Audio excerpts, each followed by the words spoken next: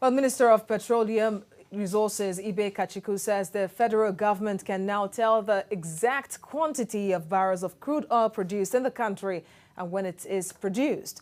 He spoke at the tour of the Crude Oil and LNG Tracking to Final Destination Command Center at DPR head office in Lagos. We have details in this report. Transparency and accountability remains critical to the growth of any country's extractive industry.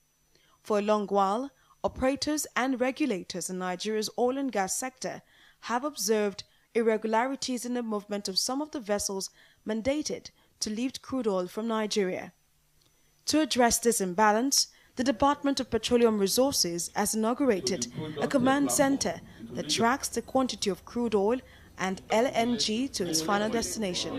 For computer-based applications, which enable us, one, to track volumes of crude produced from various terminals and how those volumes of those products move, whether it's been to a vessel, what destination those vessels are going to through a vessel tracking mechanism, so that at any given point in time on a real-time basis we can tell what the country has produced for the very first time in the history of this country.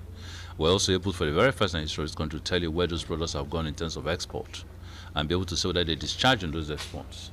We'll also be able to say on a forensic basis whether there are some suspicious movements of some of those vessels after they have products in them.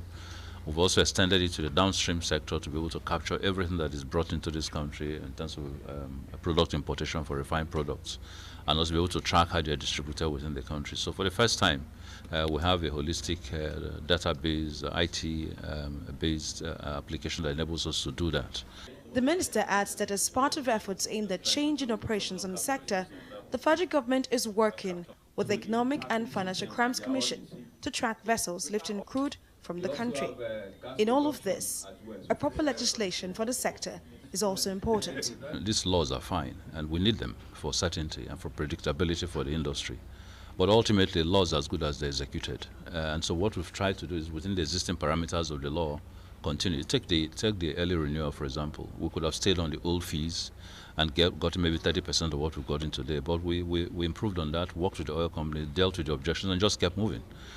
So we could have left the tracking mechanism until there's a law. We've continued to track because the issues are the issues.